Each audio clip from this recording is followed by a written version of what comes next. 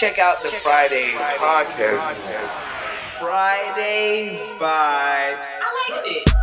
I didn't love it. Trey. Sounds like a stand-up dude. Oh my God. Hopefully you're watching the Friday podcast. Guys, we raw uncut up in here. Oh, shining fire. Stop it. Dumbass. How am I posing? This is getting really heated and heated. That's what it's all about. We want everybody to go out and just live for your Friday. It's Friday!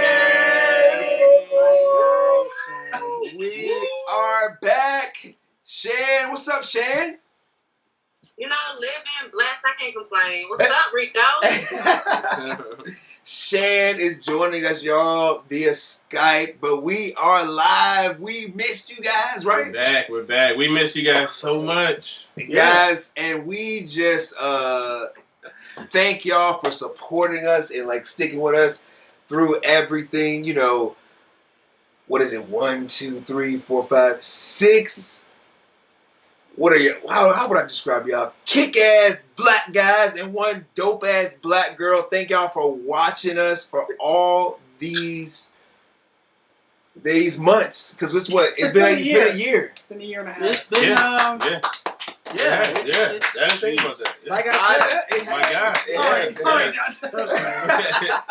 It's been a while. You thirsty? Get some Sprite. Yes. So, commercial. guys, this episode is going to be epic. It's going to be big. We have so much to talk about. Yes. Shane, are you excited? Way past excited. Yes. So let's just jump in, y'all. Let's just jump in with some Friday small talk. And first, I just want to just check in with everybody. Check in with y'all. Check in with us here. How is everybody? Is everybody good? What is everybody up to? Good. It's been a warm time period. It's pretty spicy time. Yeah. It's been hot. Spicy is the word. I'm good. Figuratively and literally. Yes. Yep. Good. Yes, the embers of the nation are flowing. Literally. Right, Shan? Yeah, that's true. Absolutely. Good gracious. We are living in... but I've been saying this on all the episodes. We live in Revelations, y'all. Okay? But anyways, this is going to be a good episode, guys. I'm so excited. But Friday Small Talk, I knocked my phone out of my hand. I'm so freaking excited. So Friday Small Talk, I was watching Amanda Seales the other day. I know not everybody on the podcast really loves her, but I do. And but anyways, Parent is always a hater. You see, he quiet now, y'all. You know, he was dissing everybody I hated when we was on Skype. I don't know what he's talking about. Yeah, he quiet. All right, y'all. So, anyways, I was watching Smart, Funny, and Black, which is something she does, like a game thing that she does on her live. Oh, yeah, Corinne talks about that. Okay, and so she was talking about defunding the police and just like what that would be like and what we could do like with the funds and things like that. And you know, so she has like these, you know, the people that watch the show, she has like the smart people, the funny people, and the black people. She calls them what? The woke people. They like throw out like these book emojis, and then she has like the rebel people of her, you know, the people that support her, and then they throw out like the fist or whatever. And I forgot what the other one was. But anyways, what I want to ask you guys and what we want to talk about here for Friday Small Talk is like, what do you guys think about defunding the police? And like, what do you guys think we should do with the money? Give it to me. Jeez, give me the money. I will take care of it. Money rubber. It'll be in good hands. So let's start with Shan, man. Shan, what you think, Shan? Good hands. Well, I think the people that say that have great intentions, but I think we should go into it with a solid plan to invest that money in all the things that lead people to commit crimes. Okay. Prevention. That's what it is. Invested in the community. That's my part. Yes. And that's what a lot of people were saying. Actually, on her live, they were like, let's take the money and reinvest it back into black communities and creating like community centers and things like that to just build everybody up. Resource centers. Mm-hmm. Right. That's solid. Oh, me? Hey. Okay. Well, I have this article. I would say article, but I got a little snippet of from this article I read from what are they called? The ACLU. Okay. Yes. So I took a little screenshot of this part so people understand what we're saying, the fund the police we're talking about. Mm-hmm. So the Los Angeles budget, it gives $3.14 billion to their police department, while economic development gets $30 million, housing gets $81 million, and the same thing goes for New York, where they spend $6 billion on policing. That and right now the police are asking for more money. They already have enough money. Exactly. We need to take some of that money and put in like health services, community center stuff. Put stuff into education is very important. Yes, all that stuff. I think is what we need to do because all that money and we're still having these problems. Obviously, more money is a solution. So maybe they lose money to get better people in there. Exactly. Deontay, come on, man. I mean, yeah, I agree. I agree with that. I think definitely decrease it. The main thing is just to have a plan. I mean, a lot of times we can just say do something, but without a plan in action, nothing like profitable to all of us as far as our virtues and what we want to do in life. It doesn't come out good, if that makes sense. So it's like just make sure that we have a plan for that. That's the only thing for that.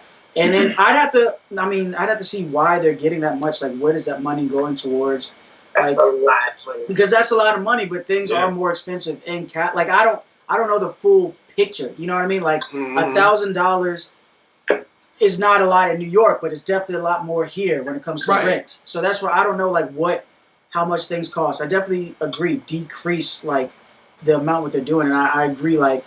A lot of that money can go to prevention instead of doing instead of police stuff, and do therapists, do this, do that, all these different things. But I would just have to do more research. But a plan. That's what I want. A plan we all agree on, or most. Yeah, agree. Yeah. Else got anything to say? I mean, what Perrin and Deontay said. I was gonna say basically give it to the community, give it to healthcare workers. I mean, they put their lives on the line for us all the time. I think the most important part was probably put it to education. Yeah. Mm-hmm. Yeah. Exactly. Guys, so I think we all kind of like are on the same page as far as like where it should go. And I think even watching that live, and I mean, it was so many people on it. So it's like a lot of people were agreeing. So everybody is really on the same page as far as where the money should go. Can we get like a ballot and let everybody vote? But I think because it would back is like how we get there. Well, yeah. I'm just saying that my point in saying that to wrap it up is just that everybody's on the same page. Yeah. So let's go ahead and they're making actions. They Change.org has petitions for days. We're not all on the same page. There are definitely people. But he's saying the majority. Right. Yes. Well, a lot of us are on the same page. A lot. Well, let me be. Except us. A lot of us are on the same page. A lot of black people are on the same page. Because I don't remember any. Just to be honest, any white people on her live. Okay, so. But I'm just that's what I want to say about that. But moving on to Friday Vibes because this is thick. It's thick. 2 seasons. Yes, guys, we're probably gonna have a part 2 to this. We'll probably get through. We won't get through every topic we will discuss in this episode because it's gonna be so tight. But keep watching and listening because there is gonna be a part 2. But of course, pop culture right now, Black Lives Matter is huge. And what I want to say real quick before we get into talking about Mr. Ernie Hudson from the Ghostbusters. His twin. His clone that is growing up right now. I was watching something the other day, or earlier today, and it was just talking about the misconception of Black Lives Matter.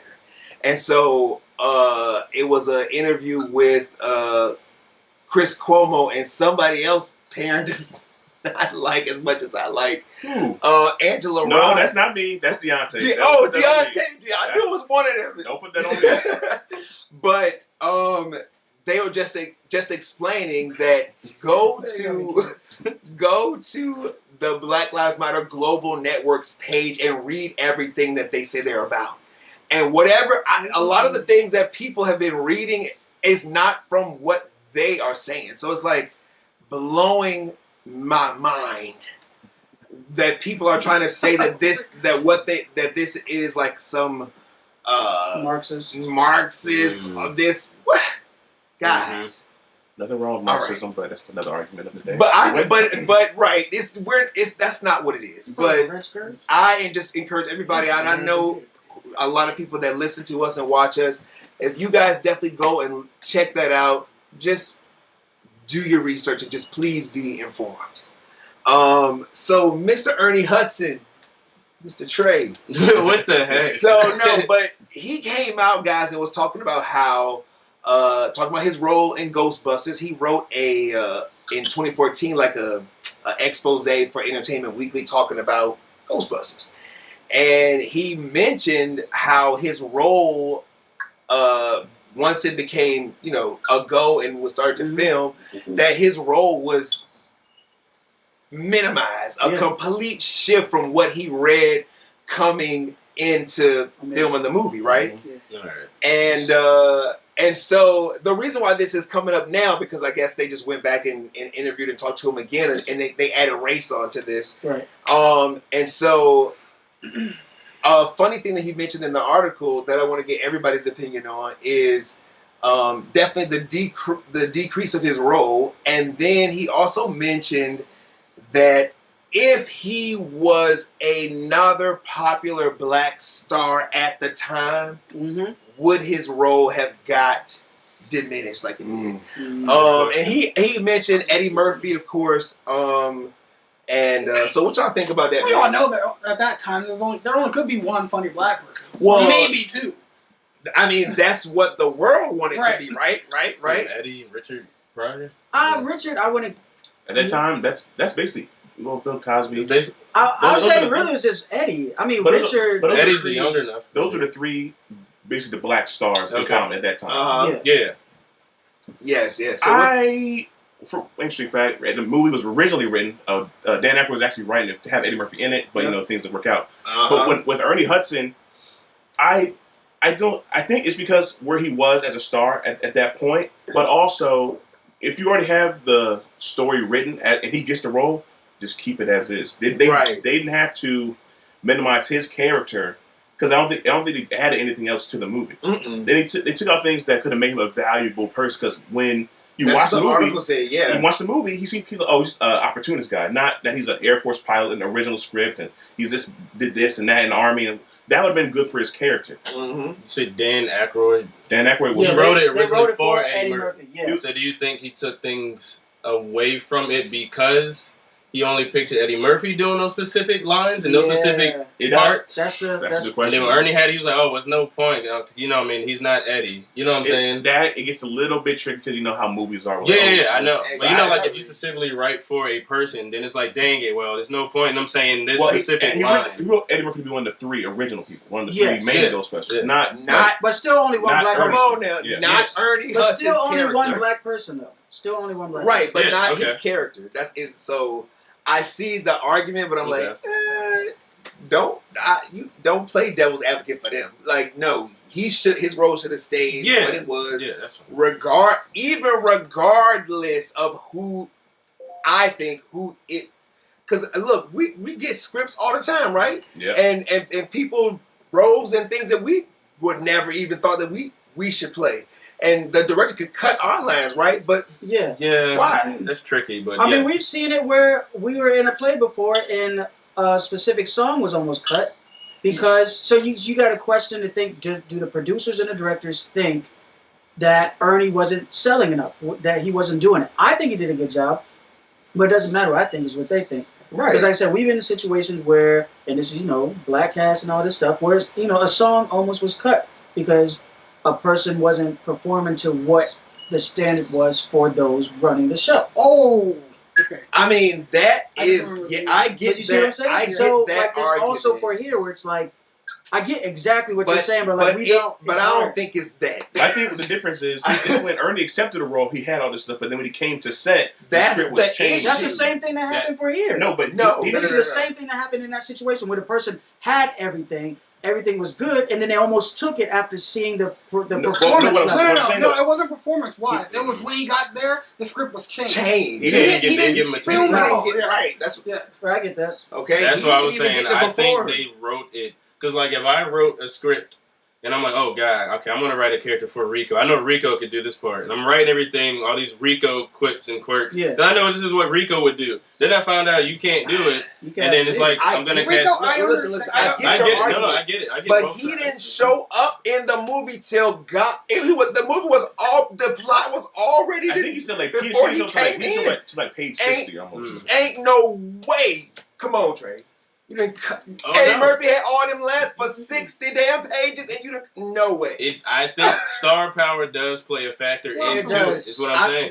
He said that. That's what he mentioned Eddie Murphy's name. But Eddie Murphy was not the character that Ernie played. Yeah. Are you asking? Does it have something to do because he's black and he's not a black star at that time? Of course it does. Yes. Of course it has something to do with it. Yeah. But I also think it does play in like. They wrote the role for Eddie Murphy, and he is not Eddie Murphy. Yeah. Whether he's good or not. They did not write the role. Every character was not written. They changed it. No, he's going to be one of the original three. But he's going to be. But look, the reason why I kind of don't know if it's in. I don't want to stay on this too long. But the reason I kind of don't want to say that is because they were open to Eddie being in one of the three, who was a black man. And then as soon as that happened, they gave the fourth guy to another black man. So that's why I'm like, is it really that, or is it the studios? If anything, I definitely don't think it was Dan. I don't blame Dan Aykroyd. No, I definitely don't think it's I'm not blaming Dan Aykroyd. I'm just blaming the industry. Thank you. Yeah. We're all on the same page with the industry. Yeah. Everyone. Yes. I gotta add this one thing in the article, which is the show they kept doing. They've been doing our boy Ernie dirty. Yeah. When they did, every time they showed the Ghostbusters, he won the Ghostbusters. They only showed the three, and all the merchandise. Never, ever. And then when they did the animated series for his character, he had to audition for his own role, and he lost it too with Damon Wayans. Y'all listen to Deontay. He politically correct, but I'm gonna give you the real, and I know what's up. Like he said. Okay. All right, Deontay. But that's why I like Deontay because he gonna soften it for y'all. But I'm gonna give it to you. He gonna bring the fire and brimstone. Yeah. Guys, okay, so Phoebe Robinson, another podcast. Two Dope Queens. If you guys do not listen to that, please go and listen to it. Shan, you would definitely get a kick out of it. But Phoebe Robinson of Two Dope Queens, she is going to be amplifying black voices with her own book imprint. So, that's dope. It is dope, right? So she has been writing like a lot of books and things like throughout her career. I didn't even know. I just thought all she did was the podcast, right? Mm. So she's been writing these books. She's a New York bestseller. And so I feel like everybody that writes a book is New York. It does feel like it. Yeah. It does feel like it. Yeah, like you just got to go to New York. Oh, you're a bestseller. From what I've learned, the way they do it is basically like this, like because because of this, you're not selling your books, you don't exist. Then you start selling books. So that speed of you selling books to the bestseller. It's a very tricky system. Eat or famine, right? That's what it sounds like. You either making it or not. It's basically like since you're not on the New York Best Time Seller list, there's no book to use. But once you put a book there, and people buy 100 copies, you go right because it's the speed of how many you sold. So they put it on there before. All right, that makes sense. It kind of makes sense. It's like everybody bestseller. It's crazy system, but okay. Yeah. They're breaking it down. Okay. So back to Phoebe and this book imprint. So she has wrote tons of books. So some of the books that she's wrote, You Can't Touch My Hair, Everything's Trash But It's Okay. Yeah. And so she actually got, all her books published through Plume, which is I don't read a lot of books, but they're really big in publishing. I don't, but they're really... I feel like I'm the only person that reads. I think Shan reads. Shan, you read, don't you? You know what's... that means no.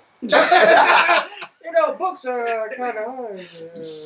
They're in books out loud that they don't read books. We just all kind of keep that secret. Really? I mean, I read scripts, magazines, things like that anyways, but... I do audiobooks. Okay, so... Plume, so Exactly. There you go. So Plume has signed on with her and given her her own imprint called Tiny Reparation Books. And so her goal is to put out books by people of color and just really amplify those stories and voices. What y'all think about it? I think it's cool. Need it. Yeah. There's nothing wrong. How can you say something bad about it? There's nothing bad to say. When it comes to these things that have mixed, I always have mixed feelings because kind of like, why weren't we doing this before? But I understand how things. Well, it takes certain things to happen to make things get to this point. So I get it. She's wrote 2 books before, and I'm sure she said this has taken her a long time. And it's been in the works. She's like, yeah, sounds like it. Yeah, I bet. 20 years, right? Jeez. So when she wrote, when she wrote that her first book or whatever, why didn't Plume link her up then? You can't tell me she just thought about this idea to start her own book imprint now. I'm sure she's wrote 2-3 books with these people, and I'm sure she's been asking them to, hey, I want to do this. I got this idea. Boom, boom, boom. So why has it taken Plume this long to say, hey, to have multiple books? She's a popular stand-up comedian, a popular podcast, and she has a show on HBO. I'm surprised they never came and said, so what are your ideas? Right. You know, so it's, you know. Well, at least they're ahead of the game, I guess. Yeah. Shan, what you think, man? Are you going to be checking out some of this stuff? I will. I will say I'm more likely to read a book that is written by a Black author. So I think it's a great idea. Get it out there. Flood the market with everything Black. You go, girl. And it's going to be telling... Guys, all right. Yeah. And it's going to be telling our stories. So, stories for the culture. Yes. To the moving on.